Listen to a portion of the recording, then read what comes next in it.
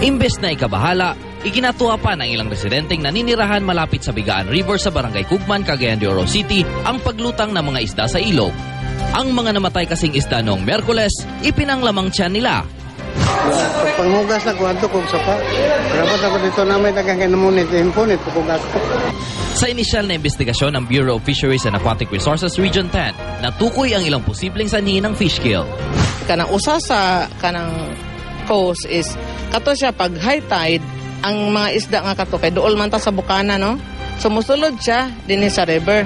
Pag abot nga mo recede ang tubig kay mag low tide siya, dili na siya kagawas. Marine species o niya nasa sa freshwater, di na siya mo sustain.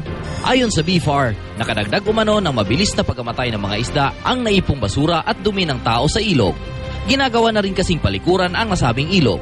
Pinayuhan naman ng BFAR Region 10 ang mga residente. Hindi raw dapat basta-bastang kumain ng patay na isda. Maaari kasi itong magdala ng sakit. Kumuha na rin ng water sample ang tanggapan para malaman kung ano pa ang mga posibleng sanhi ng fish kill sa lugar.